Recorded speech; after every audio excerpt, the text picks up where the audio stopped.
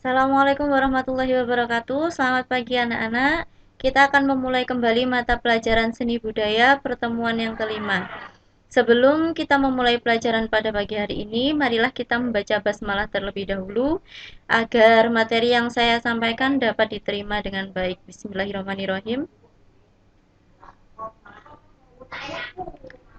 Kita akan membahas KD 3.4 dan 4.4. 3.4 menganalisis jenis, fungsi, dan unsur seni budaya Nusantara, memilah jenis, fungsi, dan unsur seni budaya Nusantara untuk 4.4-nya.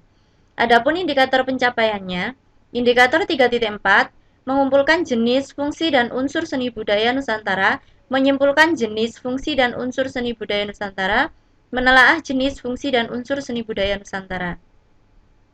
Adapun indikator pencapaian 4.4 memprediksi jenis, fungsi, dan unsur seni budaya Nusantara, membuktikan jenis, fungsi, dan unsur seni budaya Nusantara, dan memvalidasi jenis, fungsi, dan unsur seni budaya Nusantara. Jenis, unsur, dan fungsi seni tari. Di sini kita akan menjelaskan satu persatu ya. Untuk bab ini kemungkinan kita hanya 2 kesenian saja. Yang pertama seni tari. Jenis tari berdasarkan ragam geraknya. Yang pertama ada golongan tari putri, ada golongan tari putra alus, yang kedua, yang ketiga ada golongan tari putra gagah.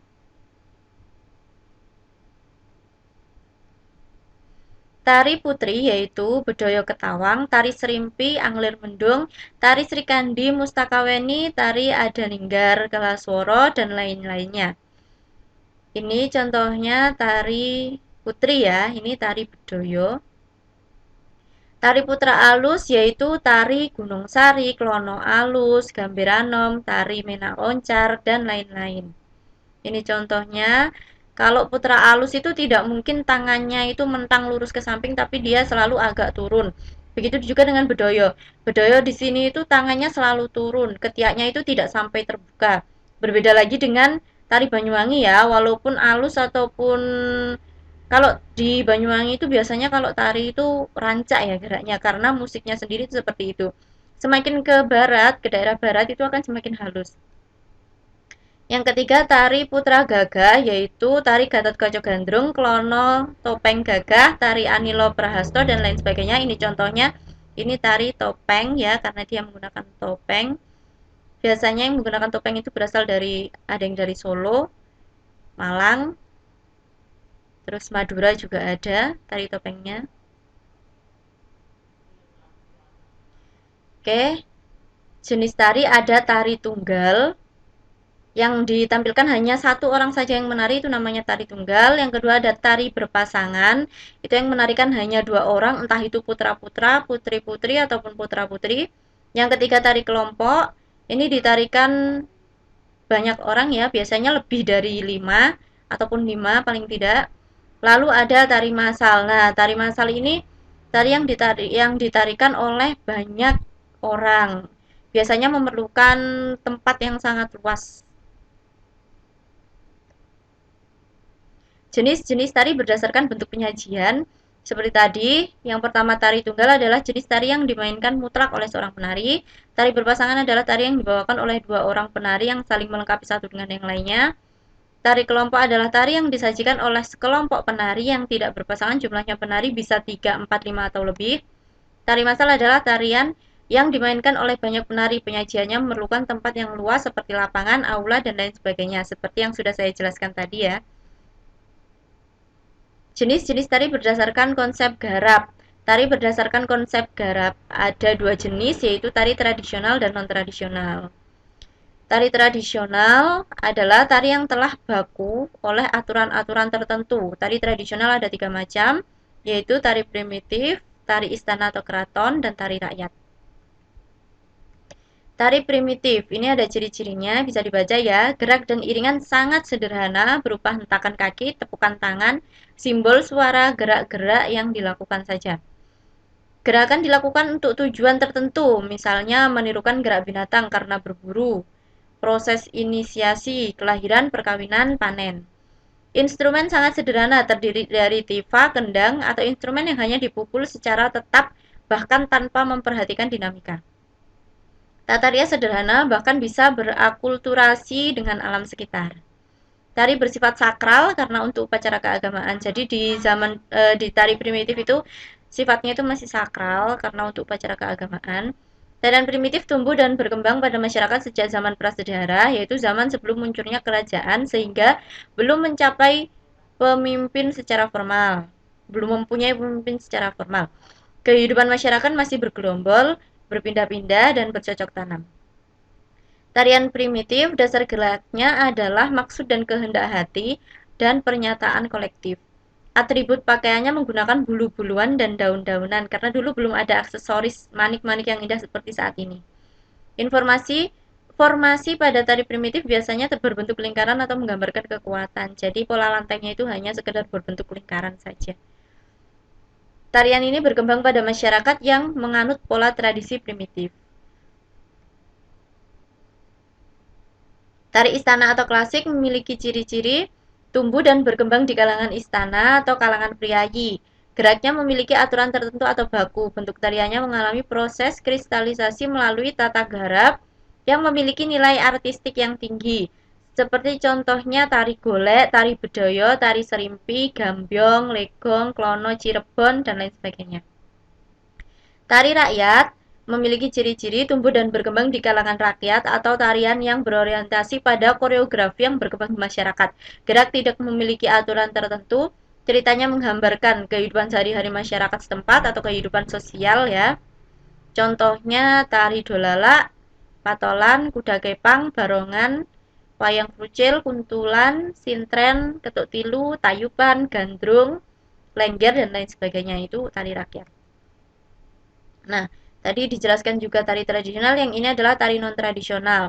Nah, tari non-tradisional ini adalah tari yang tidak berpijak pada aturan. Kalau yang tradisional tadi sudah ada aturannya, sudah ada pakemnya, jadi tidak bisa keluar dari aturan tersebut jika memang konsepnya adalah tari tradisional. Tapi untuk tari non-tradisional ini, aturannya itu tidak baku. Tari jenis ini merupakan tari pembaruan yang lebih mengungkapkan gaya pribadi. Tarian ini merupakan bentuk apresiasi diri yang memiliki aturan yang lebih bebas, namun secara konseptual tetap memiliki aturan. Contohnya, karya dari Didik Ninitowo, misalnya tari wek-wek, persembahan karya Bagong, suku Sudiharjo, antara lain Yapong, Wirapertiwi, dan lain sebagainya. Ini contohnya tari non-tradisional, jadi tidak ada bentuk-bentuk bakunya ya dalam gerak.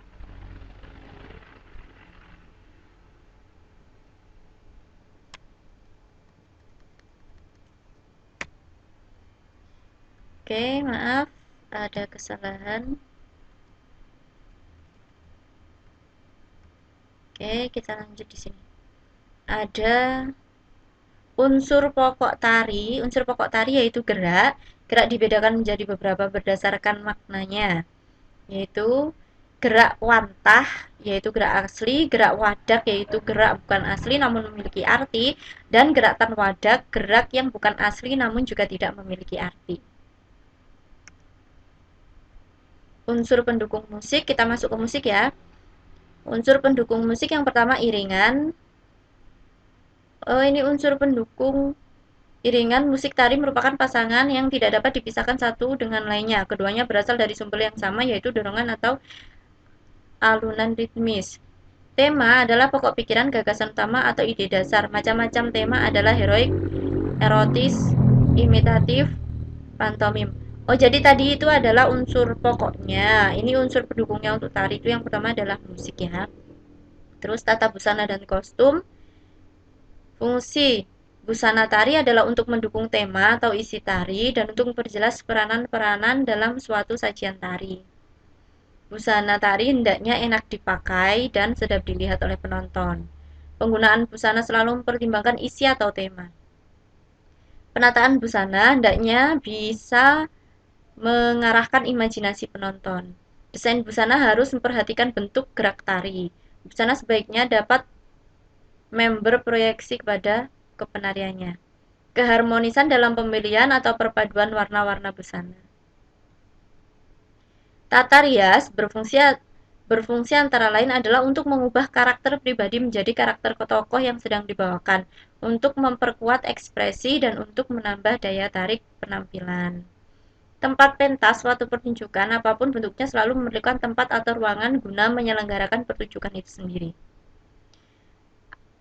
Masih di sini kalau untuk tempat pentas itu ada panggungnya ya, macam-macamnya, ada proscenium, terus ada panggung arena, juga ada panggung teras. Tata lampu atau pencahayaan itu juga perlu dalam seni tari. Di samping untuk menerangi serta menyinari juga dipakai untuk membentuk suasana. Jadi kalau misalkan sedang sakral itu, suasana sakral itu cahayanya seperti apa, itu ada sendiri aturannya. Ada beberapa kemampuan dasar yang harus dimiliki oleh penari, yaitu wiraga adalah memiliki keterampilan teknis gerak, mencakup kemampuan menghafal urutan gerak, kemampuan olah tubuh, kemampuan mentaati gaya tari, dan kelenturan. Kalau wiraga ini bisa juga disebut sebagai disiplin tarian. Yang kedua ada wirama adalah memiliki kepekaan musikal. Jadi kepekaan penari terhadap musik yang mengiringnya harus sesuai, geraknya itu harus sesuai dengan tempo atau ritme musiknya. Yang ketiga ada wirasa, mampu menghayati dan mengekspresikan karakter peran dan karakter tari. Dia mau menari apa, dia mau berperan sebagai apa, dia harus bisa menghayati.